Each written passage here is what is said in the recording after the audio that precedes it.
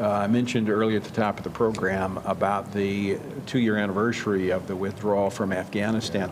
I just want to play a clip from the White House press secretary. This was from yesterday, Karine Jean-Pierre, and get you to respond to this. Clip 6, please.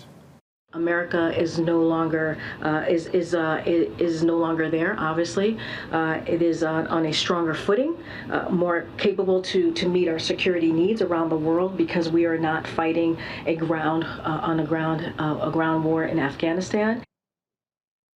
So, General, America is on stronger footing after that disastrous, chaotic withdrawal from Afghanistan?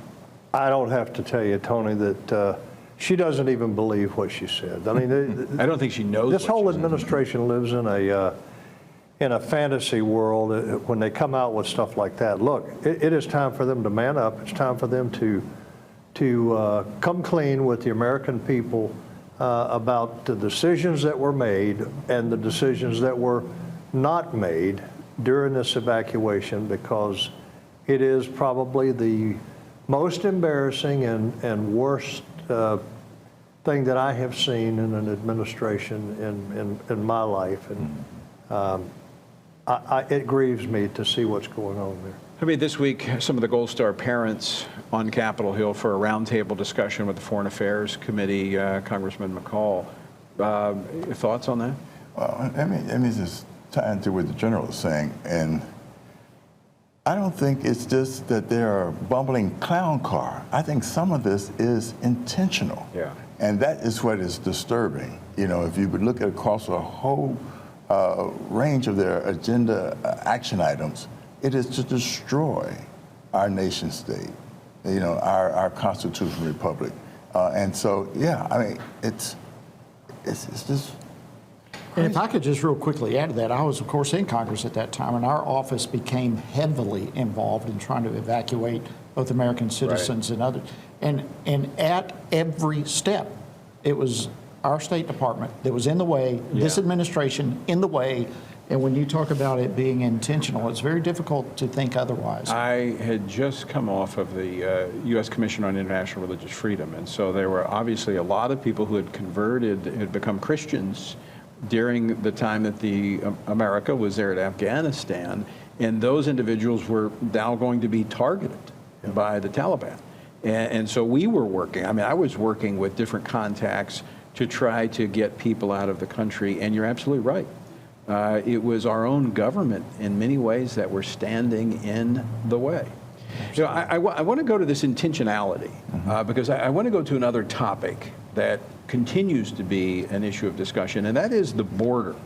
And I want to play another clip of our dear friend at the White House, the press secretary, Karine Jean-Pierre. This was again yesterday. She was talking about the border. Clip 5.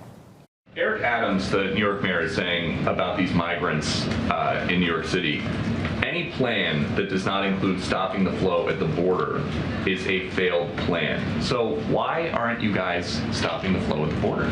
We are stopping the flow at the border. Now, I must have missed something.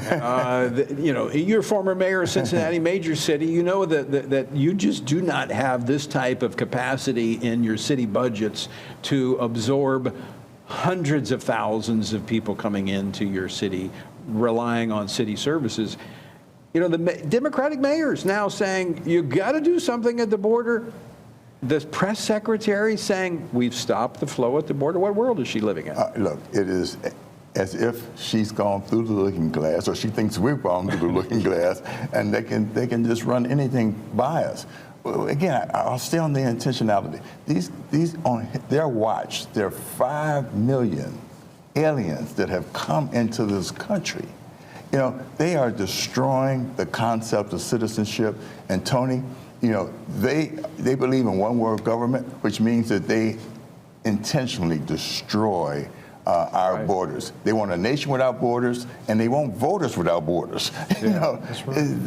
Joe, do you think that's true? Yeah, I really do. I've been to all 9 sectors.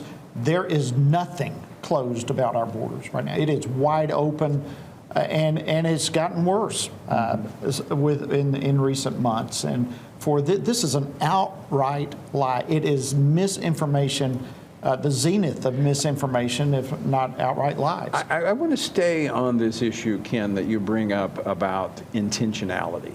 In general, I want to go to you on this because you and I have talked about this before. When you look at what has happened to our military and the policies that have been put in place by this administration that is demoralizing our military, it is affecting the recruiting ability of our military. And it's reducing their readiness to go to war. Is it intentional?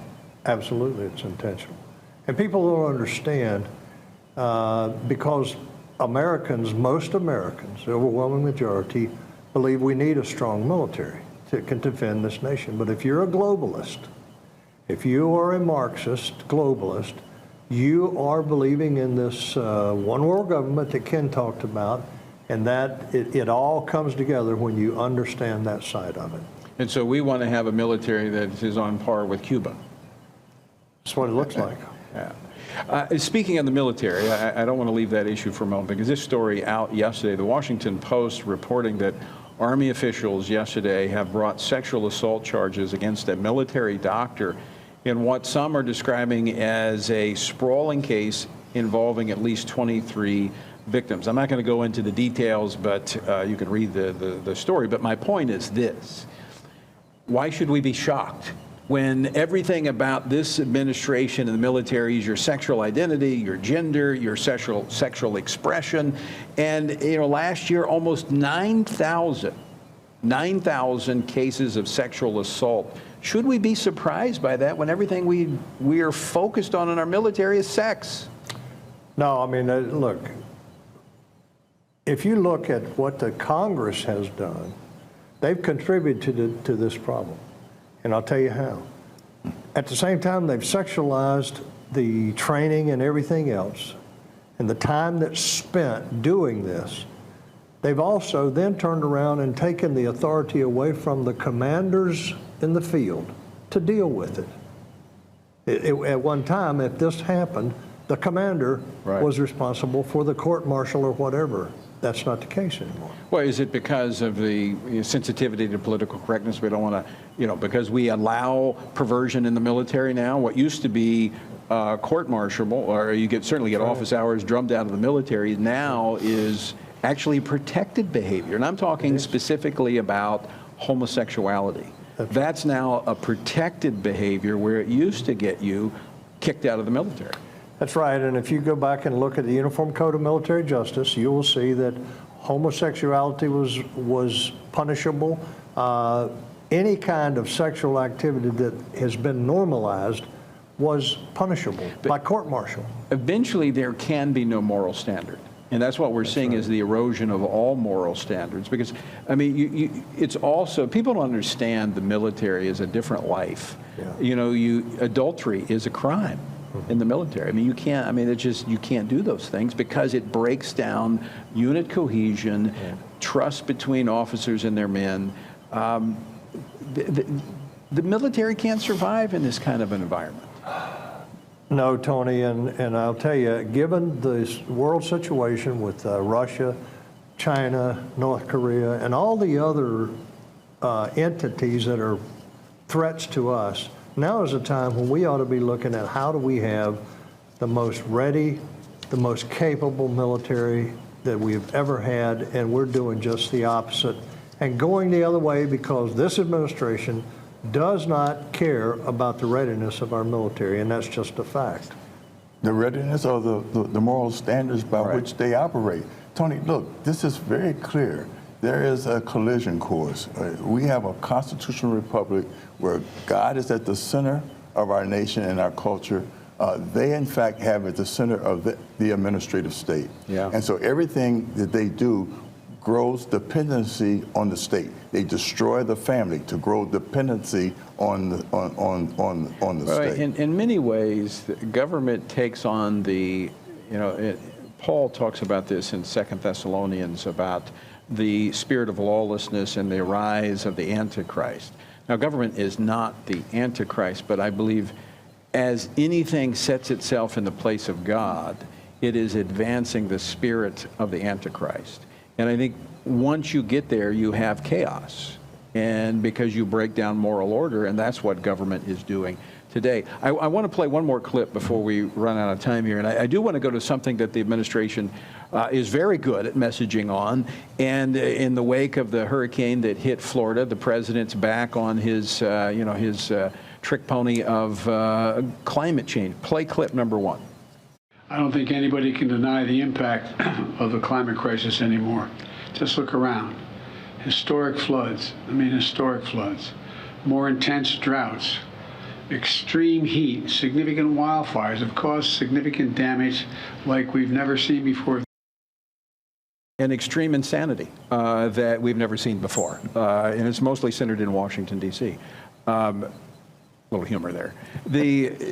Look, there's no denying. In fact, I was talking to somebody about this the other day. When I look back, just in Louisiana, just to take my state personal experience. This is not scientific, but just anecdotal. Since Katrina, we're having a major disaster almost every other year. We've had multiple major disasters. So there's no question the climate is changing. That's not the issue, at least not for me. I know there's climate change. I know that all these things are happening. Always has been. You're right. It always has been. That's not the issue. The issue is what they're proposing is the solution.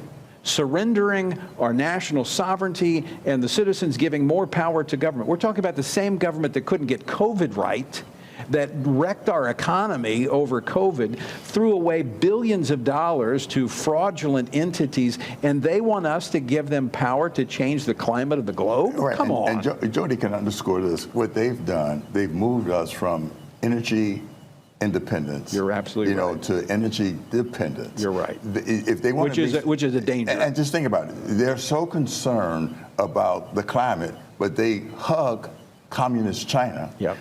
Who has dirty air, and they fail to recognize and admit that we have clean water, clean air in this. Which we didn't have 7,500 years That's ago. right. We have done, corporate America, and this is one place I'll give them a shout out, have actually done quite well in cleaning up the air emissions and the water in this country. And I'm all for that. I'm a conservationist. Yeah. But I am not for surrendering more authority to a government that is clueless when it comes to, they ought to build roads, bridges, stick to the things that government has a responsibility to do. And we'll come back to this because we don't have time today, but they're destroying the dollar as the reserve currency in the world, and they don't understand the impact that's going to have on working families across You're right. this country. Well, that's a good point, because just out here in California, I was looking at the price of gas because they have that reformulated fuel out here, and I'm thinking, how in the world do working class families make it out here when you're paying,